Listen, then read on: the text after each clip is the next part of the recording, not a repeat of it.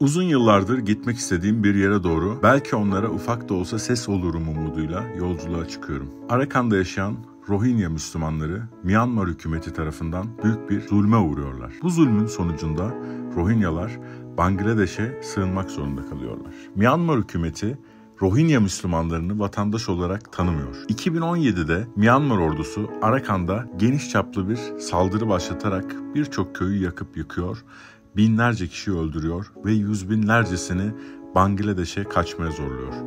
Bugün size Rohingyaların yaşamını göstermeye çalışacağım. Tamam. Bizi görünce kaçtılar. Adamlar puzzle gibi. Büyük bir puzzle. Arkadaşlar, herkese selamlar. Bugün üzücü bir video ile karşınızdayım. Dhaka'dan, Bangladeş'in başkenti Dhaka'dan çıktım.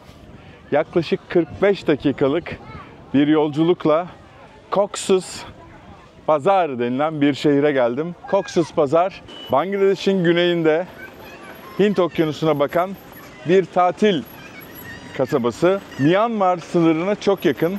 Cox's Bazar'ın ismi nereden geliyor?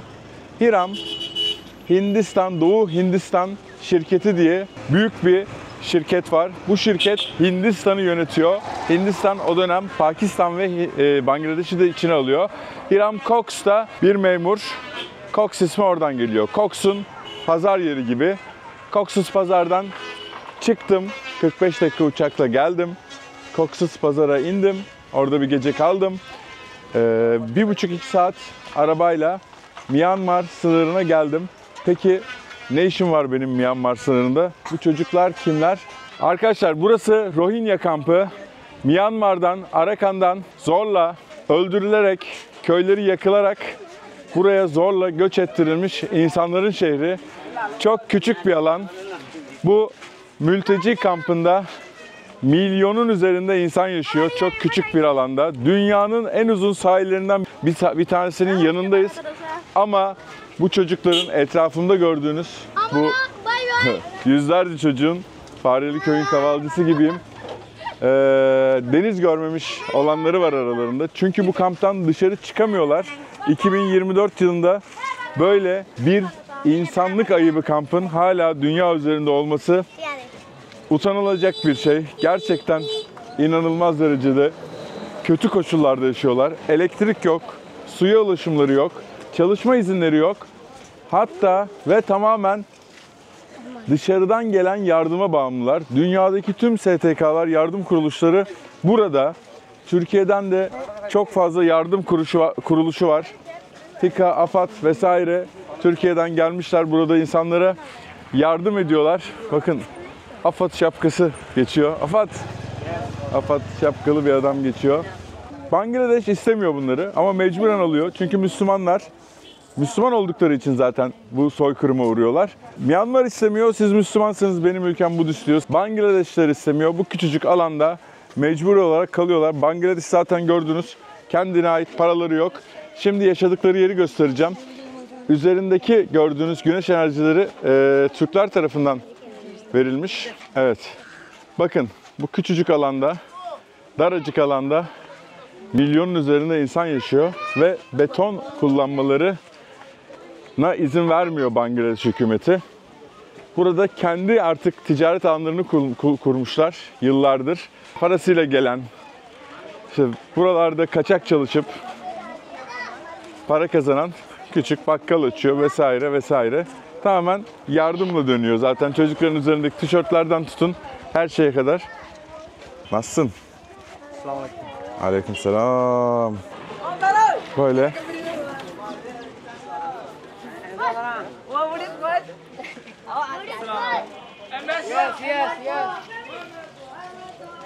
Bir gün Myanmar'a dönme hayaliyle burada yaşıyorlar.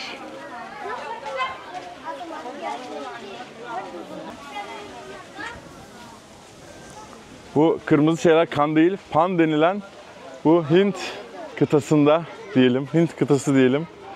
Hint kıtasında bolca kullanılan bir tütün türü. Bakın çocuklar korkunç şartlarda çok kısıtlı eğitim alabiliyorlar. Pis sularda oynuyorlar.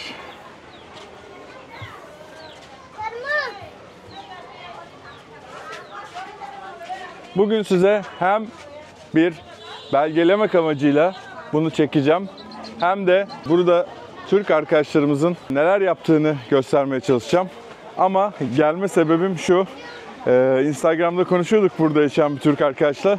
Burada Türklerin sponsor olup gerçekleştirdiği bir faaliyet var, sportif faaliyet var.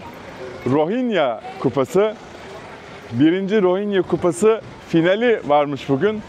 Ben de hem size Rohingya katliamını, soykırımını anlatmak için, hem gözünüzle görmeniz için, hem de futbol maçını izlemek için 2 bölüm çekeceğiz. Bakalım Rohingyalar nasıl futbol oynuyor. Bu arada 50 dakikaymış.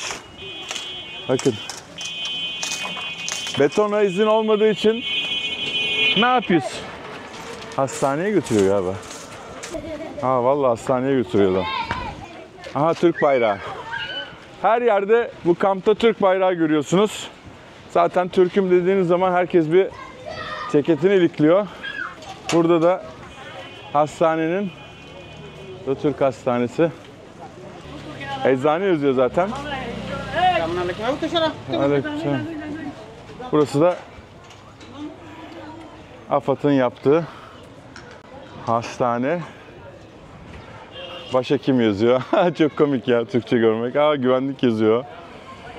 Bakayım. Bunlar da Sahra Hastanesi deniyordu değil mi? Sahra Hastanesi. Evet. Burada tabii ki hastane olması çok çok önemli. Hadi bakalım.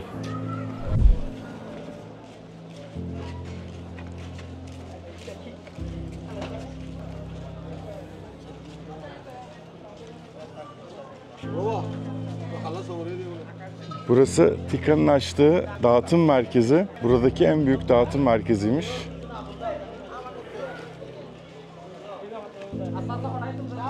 Şu anda tüp dağıtıyorlar.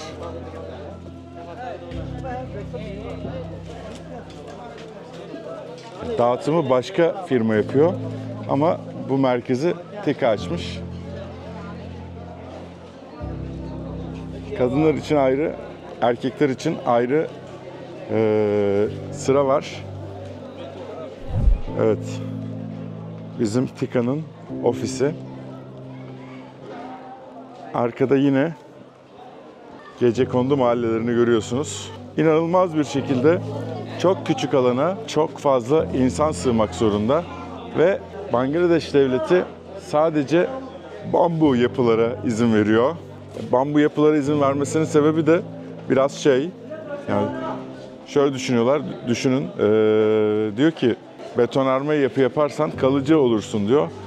Bambu yap, zamanı geldiğinde de git diyor. Bu küçücük alanda arkadaşlar 1 milyonun üzerinde insan yaşıyor. 1 milyonun üzerinde insan yaşıyor. Dikenli tellerle çevrili bu kamp. TİKA'nın yaptığı erkekler için olan kütüphaneyi de göstereyim size. Selamünaleyküm. Bugün futbol maçı olduğu için burada az kişi var. Ama normalde inanılmaz dolu oluyormuş. Çünkü gerçekten yapacak hiçbir şeyleri yok buradaki insanların. Çalışmaları yasak. Buranın dışından insanlarla evlenmeleri yasak. Muhtemelen kendi içlerinde de evlenmeleri yasak olabilir. O dikenli tellerin dışına katiyen çıkamıyorlar. Dikenli tellerin dışına çıktıkları zaman tutuklanma problemleri var. Bangladeşli insanlarla evlenemiyorlar katiyen. Bu küçük alanda diyor ki Bangladeş, bu küçük alanda dur kardeşim diyor.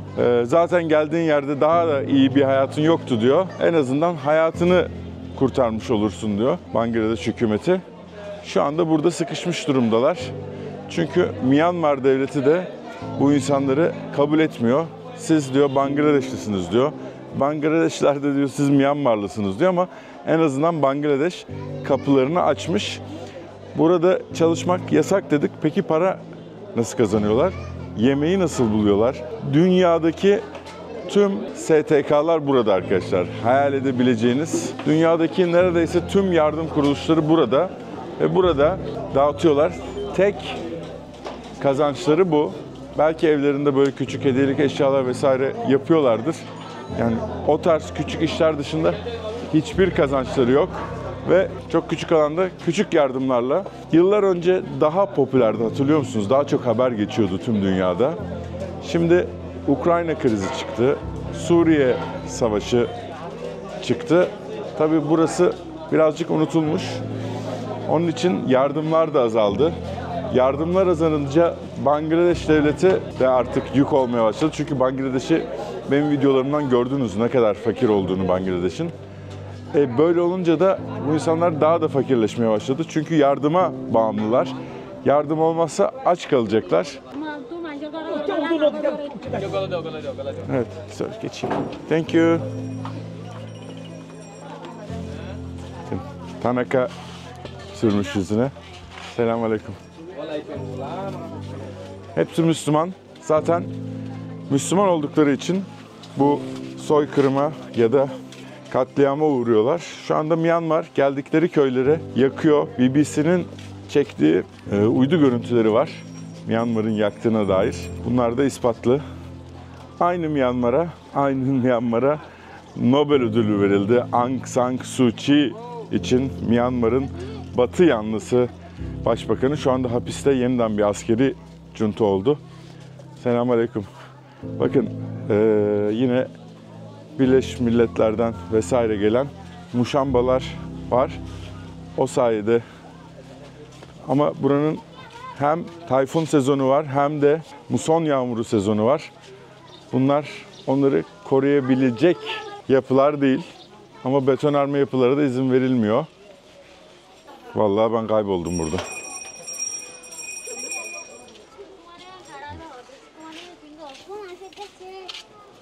Selamünaleyküm. Tabii şöyle düşünün. Bu kadar insan bu kadar küçük alanda olduğu zaman bu kadar parasızlık içinde radikal örgütlerin de cenneti haline geliyor. Radikal örgütlerin cenneti haline gelince de ne oluyor? Burada El-Kaide ve IŞİD gibi diğer örgütlerin de yapılanmaları olabiliyor ya da o yapılanmalara açık hale gelebiliyor. Çünkü parasızlık insanı her şeye itebilir.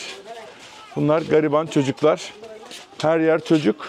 Her yerin çocuk olmasının bir sebebi var.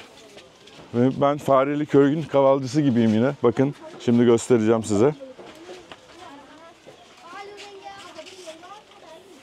Fareli Köy'ün kavalcısı gibi. Evet. Bu kadar çocuk olmasının bir sebebi var. Rohingyalar devamlı ürüyorlar. Bu fakirlikte neden ürüyorlar diyorsunuz. Bunun bir sebebi var. Bir, şu anda çalışamasalar bile çalışacak iş gücü demek çocuk. Bunlar tarım toplumu.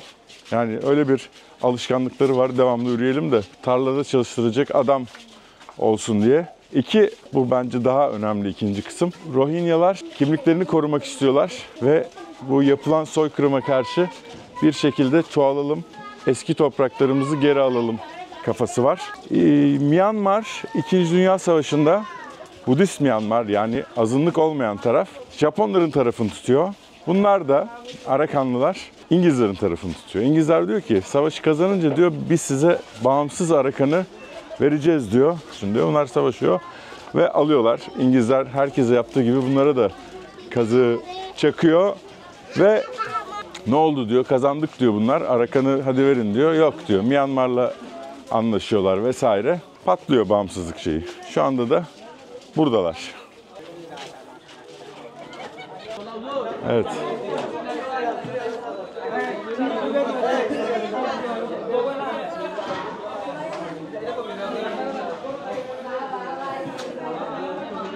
Evet, burası kamp 16. TİKA'nın yaptığı bir kamp. Zaten TİKA'nın binasının da mimarisi aynı, benzer. TİKA bir de burada güneş enerjisi sağlamış evlere.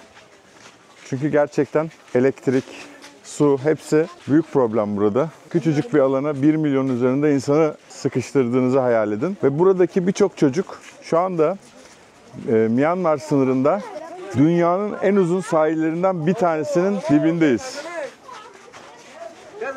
Bakın, dünyanın en uzun sahillerinden bir tanesi, uçsuz bucaksız sahiller var. Ama bu çocukların hiçbirisi yani bir adım ötede deniz olmasına rağmen neredeyse hiçbirisi denizi görmemiş. Çünkü bu alandan çıkmaları yasak. Evet, 2024 yılında böyle bir sistem çocukları, insanları kapattıkları ve dünyanın gözü önünde oluyor bu. Hiçbir şekilde hiç kimse bir şey yapamıyor bu konuda. Bu bambu. Tek izin verdikleri malzeme bambu. Bambu zaten ben size diğer bölümlerde de anlattım. Bolca kullanılıyor. Yine Tika'nın yaptığı parka geldik. Tika'nın yaptığı park sayesinde çocuklar oynuyor. Bugün çok kalabalık değilmiş. Aleykümselam. Selamünaleyküm. Çok kalabalık değilmiş. Sebebi de şu. Maç var. Onun için geldik ya. Maç var. Bakın. Özgür Filistin bayrağı. Burada zaten garibanlar Gazze gibi bir hayat yaşıyorlar. Yine de onları düşünüyorlar. Evet. Şuna bakın, çok güzelmiş bu.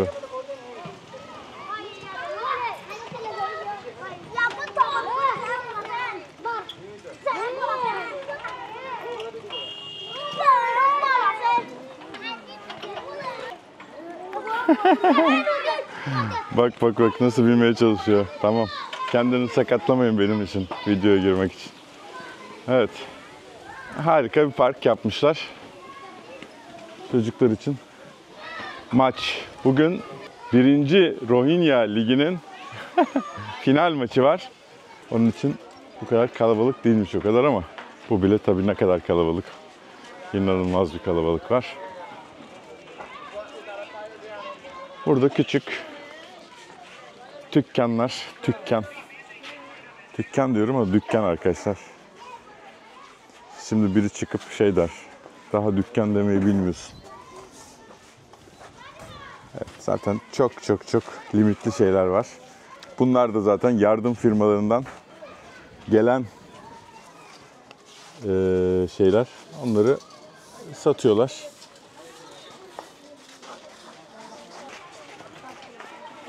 Bambulara bakıyor. Şey dikkatimi çekti. Duvar resimlerinde Myanmar'daki köylerini çizmişler. Oraya özlemlerini. Myanmar bayrağı yıldızlı olan. Yani hala oraya gitmeyi hayal ediyorlar. Umarım bir gün giderler.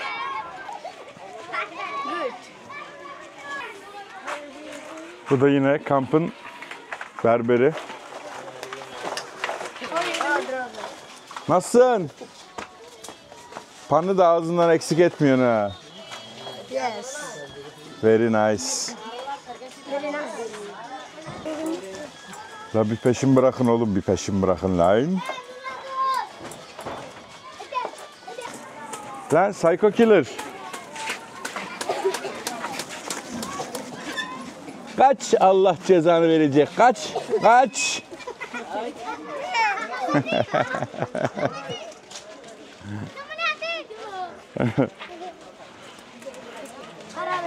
Çocuklara da eğlence oldu işte.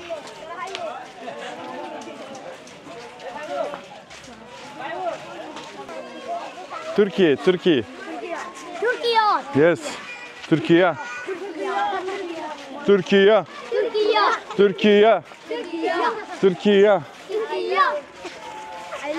I like from Myanmar.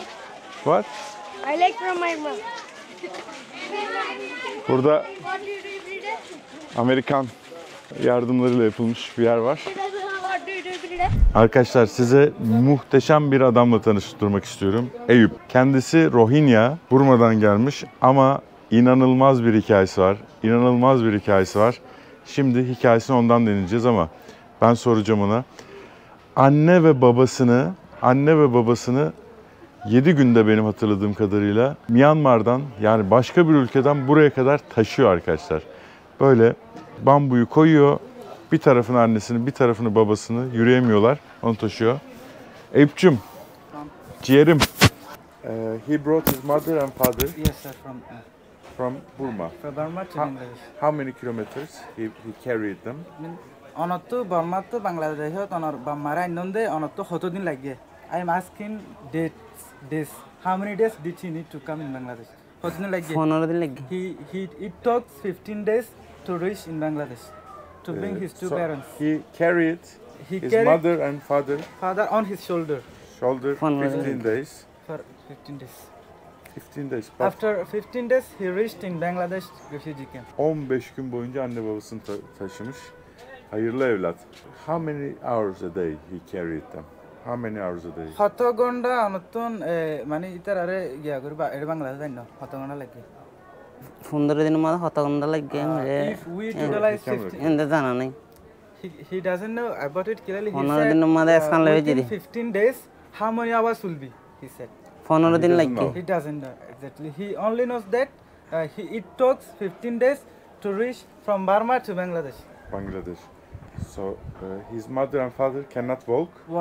And he brought his two parents on his shoulder. মুরাম্মাদ হাত দিন আসছিলাম না He spent Bade.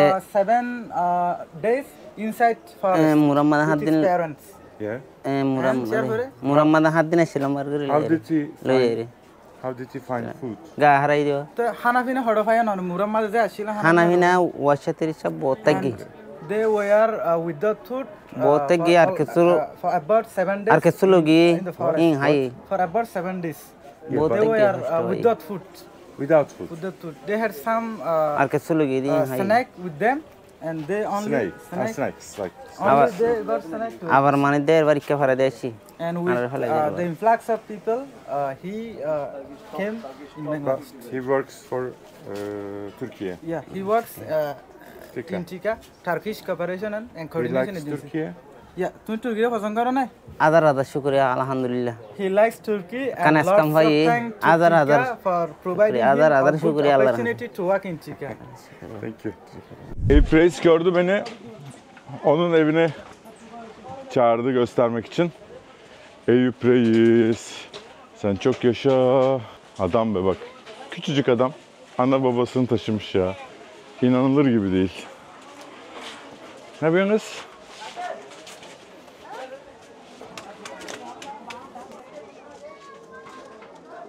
Selamünaleyküm. Eyüp Reis, ben senin evini biliyor mu reisçim?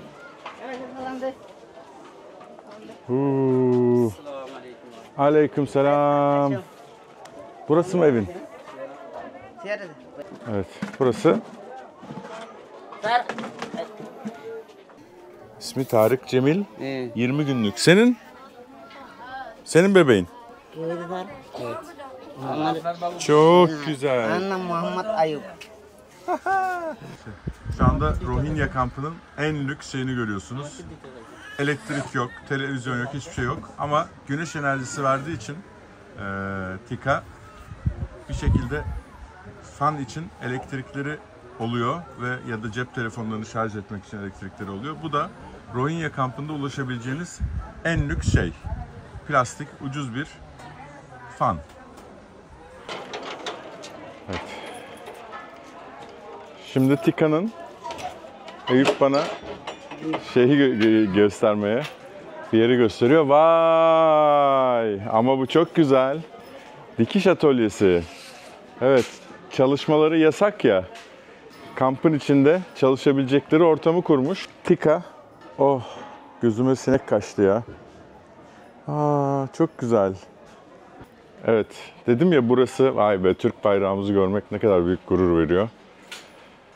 Burası da bambu atölyesiymiş. Bambu atölyesi olarak kullanılacakmış.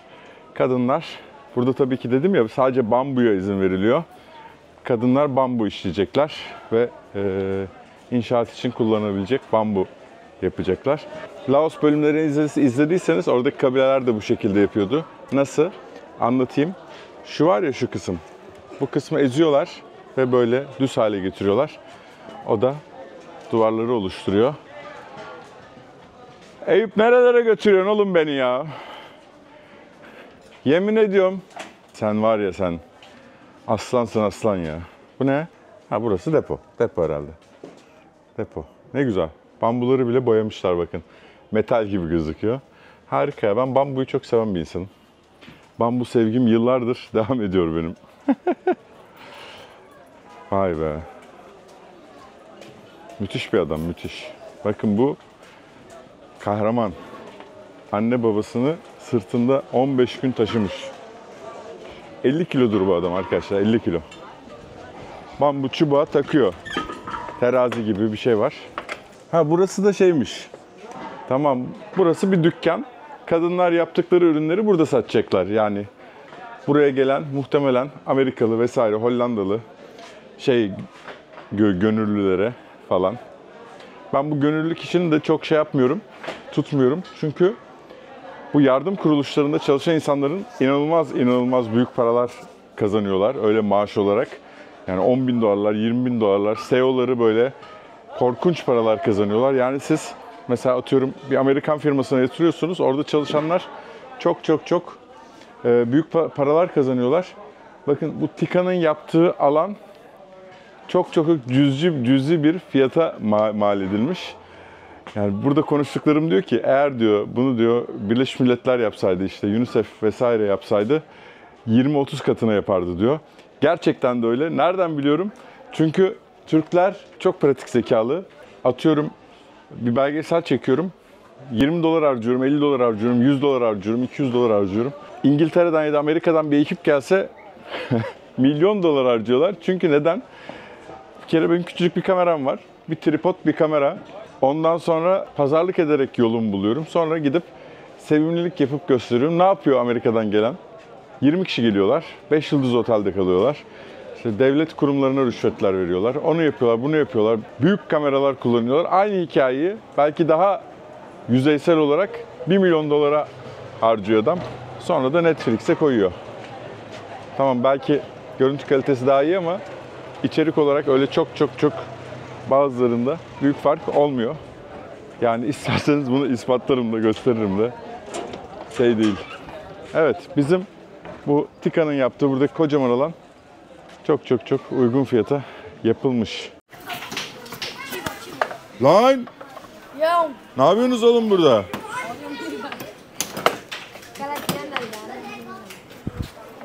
Türk halkının kalbinden hediye ediyor. Burada Rohingya çocukları. Ne? Aha.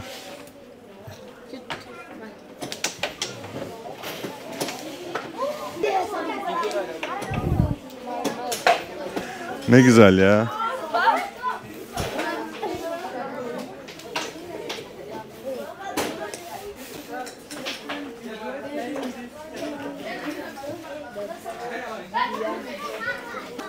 Evet, bayrağımız burada.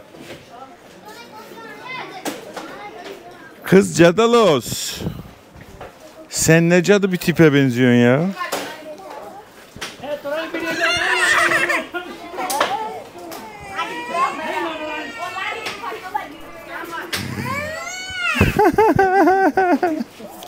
Bak, rüşvet vereceğim. Bir şey yok valla. Oy. Bu bir ağlıyor, rüşvet. Bir tane daha vereyim. Bir tane daha vereceğim. Bak, bu da vereyim. Korkma. Al, tamam. Tamam.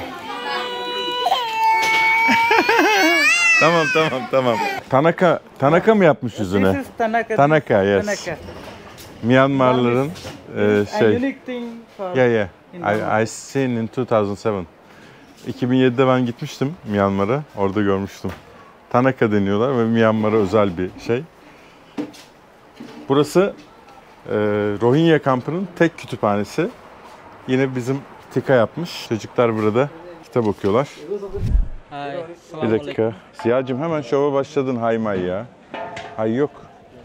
Merhaba. Merhaba Türkiye'm. Assalamualaikum. Merhaba Türkiye. Türkiye. Siyahcığım, arkadaşlar Ziya çok önemli bir isim kendisi. Maraş depreminde burada gördünüz kampı, Rohingya kampını. Buradaki insanlar para toplayıp Maraş depremine yollamışlar. You have sent money. Yes, Rohingya people here. Yes, I organized the gift to send for the Turkish people affected by the earthquake Yes. last year. Thank you very much.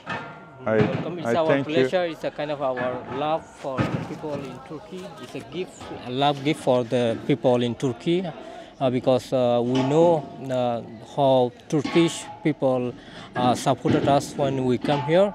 Then we want always to show our sympathy and our love to the people in Turkey because we are brothers and we can't leave anyone behind. We want to be always one for each other. So when did you come here? I come here in 2017. 2017. Yes. So you were living in Myanmar. Yeah, I was living in Myanmar in Mondo, and I arrived here in 2017. I living with my family. Why did you leave Myanmar? I was born there in Myanmar. Yes, but why did you leave? Because of the Why? genocide in 2017, that government of Myanmar, the military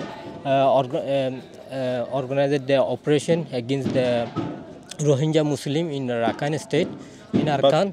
Did they come to your village? Did they come to your city? What happened? They come to our village and they banned our village, and we had to leave our village and we had to flee the border and come to Bangladesh. Did they burn your village like with a surprise attack, or just they told you to leave? It's just surprise attack. They didn't tell us before that they are going to burn, but suddenly they come to our village and shooting people and burned our They village. killed people as well? Yeah, they killed many people and Many raped people. many women. Raped as well. Yeah, very sad. You how many days did you walk? It took about 1 day 1 day. because I used to live very close Very to the yes. border. Okay. Thank you very much for helping out our earthquake victims. It's our pleasure. It's Thank our you. pleasure. Thank you from the Turkish people. Our pleasure. Thank you very much. Devam ediyoruz. Evet arkadaşlar, Rohingya kampında dolaşırken bir de ne göreyim? Ne ya gözlerime inanamıyorum şu anda. Şimdi çekiliyorum. İşte Comandante Müge Anlı. Aprendimos a quererte desde la histórica altura donde el sol de tu bravura le puso cerca la muerte. Aquí se queda la clara, la entrañable transparencia de tu querida presencia, Comandante Müge Anlı. Müge Anlı and her friends neighborhood. Burası da Müge Anlı mahallesi, inanılır gibi değil. Arkadaşlar şu fakirliğe bakın ya. Ya bu onlar için büyük bir nimet bu arada. Gerçekten bu insanlar ölümle kalım arasında kalıp ülke değiştirmek zorunda kalıyorlar ve Müge Anlı yine onlar için oluyor. Müge Anlı Hanım, lütfen bana da bir sevgili bulur musunuz? Lütfen. Artık yetti bu bekarlık. Yetti bu bekarlık derdi.